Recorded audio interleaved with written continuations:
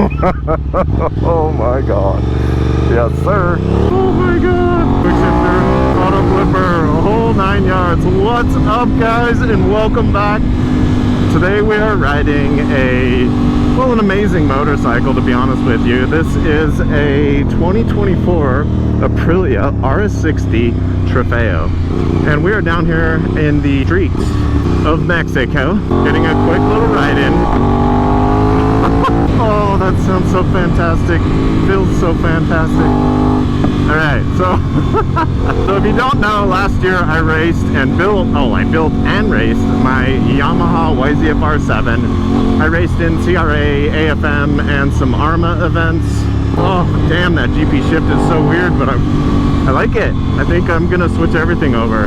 Back to the story, right? So I did all of those race series, at least a few from each series, which was cool because I actually got 2 first places in novice for the 700 Super Sport and one other one. Now, don't get me wrong, there's not a lot of people riding in those brackets, so it's not like I'm a superstar. I got lucky and I won a couple of those for the year, which was pretty cool. But needless to say, the R7, although an amazing motorcycle, and I absolutely love it, and I can't wait to turn it back into a street bike so I can actually ride it again whenever the hell I want. But this amazing motorcycle here it's straight up track built, 100%. We have our titanium full SC Project exhaust here, I believe. I don't know, depending, I think they came out in 2021 or 2022, and a lot of the parts and things have changed on them.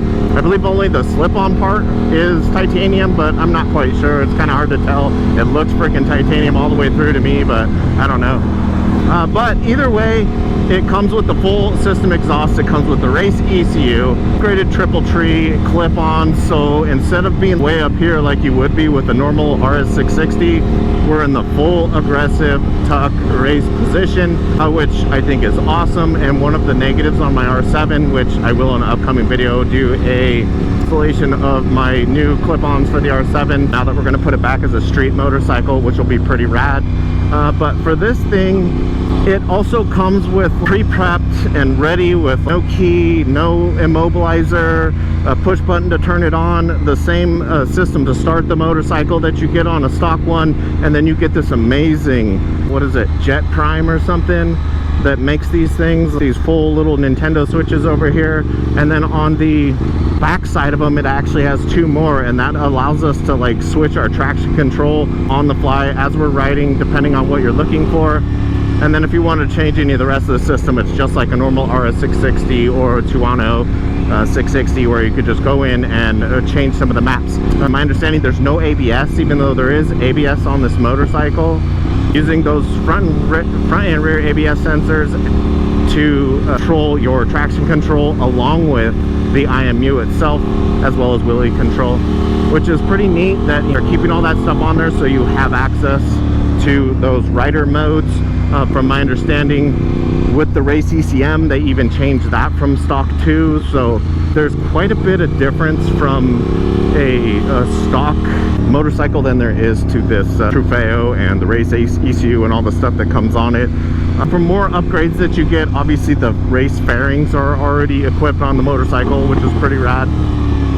It does come with that quick shifter auto blipper, which, from what I remember reading about this motorcycle, and maybe that could be when it first came out, was that you didn't have a downshift, you only had upshift. God, that sounds good. Oh, amazing. But so along with the full exhaust system, we do get a Sprint air filter, and like I said, the race ECU that's already tuned for all of that. So we're getting 105 horsepower out of this motorcycle, so that's pretty rad that we don't have to mess with any of that kind of stuff, that we don't have to go buy all these components. I didn't do a lot of videos for my R7 trying to turn it into a track bike because I ran out of time, you know, with racing and getting so involved with all that. And then I'd try and make a video, but it would be like, I gotta be on the track tomorrow and I need these parts installed right now, so I wouldn't get to it, at least making the video. So That part kind of sucked, but I'll tell you, it was a pain trying to build that bike up, and I am unbelievably happy that for the most part there are very minimal mods I need to do to this motorcycle to have it 100% race ready. God, that quick shifter auto flipper is amazing.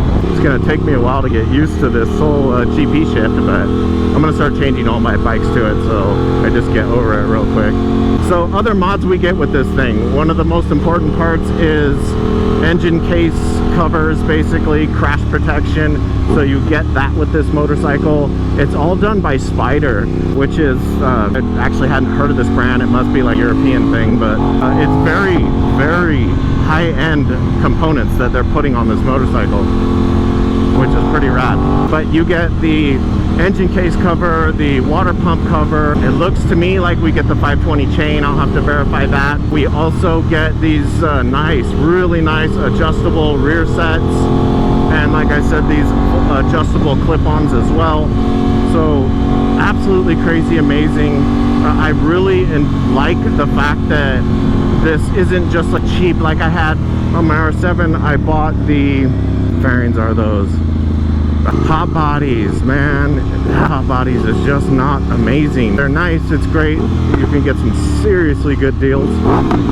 Fuck, that sounds badass. You can get some seriously good deals on them, which is cool, but they're not the best by any means.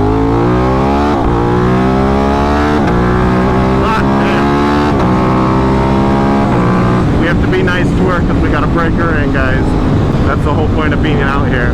One of the things that I thought was kind of odd was the fact that we got this motorcycle with Diablo Rosso 4s, which they're good tires, but this is a 100% race bike. Why the hell? The first year it came out, it came with the nice Pirelli SC1s, my favorite tire to purchase while track riding basically, or racing.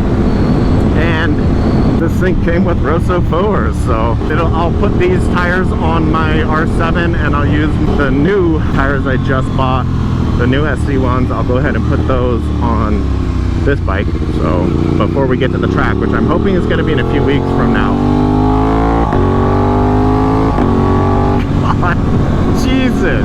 God, that's amazing. Quick shifter nicely adjusted with that race ECM to work flawlessly. Oh man, I can only imagine just like the whole last year racing. As much as I love my R7 and put so much energy, effort, time into getting it set up, it's super light, it feels amazing, and I just get straight up, I don't even get walked on the straightaways. The Aprilia 660s stock are just freaking flying by me. And now I only have, what, 68, 72 horsepower coming out of the R7, so I get it. So they just destroy me, and it's freaking painful. The only way I can keep up to the Aprilias is heavy on the brakes. Heavy on the brakes usually means I'm not taking the most appropriate line through that corner, and I'm able to catch up, keep up with them, but rarely get by them. So this year, problem solved. But to get back to the motorcycle itself, I told you the majority of the upgrades that it already comes with. Obviously, steel braided brake lines are a basic that it comes with. A better racing pad inside the front brakes, which is cool. God, the seat is not the most comfortable thing in the world, but let me tell you what, this full-on tuck situation we got going on here is feeling pretty good. A quick annoyance maybe, I don't see a fuel gauge at all on here. Granted, it's only showing it's for racing, but I wouldn't mind knowing how much fuel I got left. Didn't even check before I left, damn it. Oh, there's another one. You get your cap already, so those are usually pretty expensive. And if you like dig into how much all these parts cost, it's a freaking lot of money, guys. Just to build this motorcycle yourself, God, that would take so much time, energy, and money. I am so happy I'm not doing that again right now. I did to my R7. Jesus, man, this thing feels freaking amazing. You can tell they have steering stops in here that keep it from turning so far, which means you got that 20-point turn in a freaking parking lot. Not that this thing's ever going to be in a parking lot, nor will it ever be on a American street.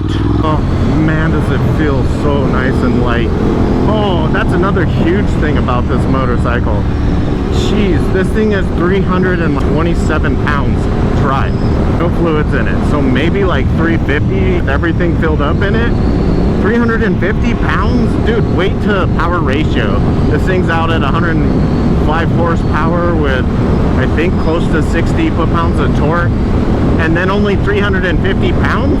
Are you kidding me? This thing's basically like an R6 in my opinion. I don't see, like, if I was up against a stock R6, I would assume this bike has the potential to keep up with it. Maybe even beat it off corners, depending on, obviously, gearing, but absolutely crazy insane. But this is pretty much the first time I've rode the motorcycle, so I hope you guys like it. I'm gonna get it broke in. I want to get at least 100-150 miles on it. I'm gonna change the oil, and then in a week or two we will have this thing on the track, of course with some Pirelli SC1s, and we're gonna see how this thing goes on the track. So if you're interested in that video, do all those like, comment, subscribe-y thingamajiggers, and I will see you guys next week. Thanks for hanging out. Bye.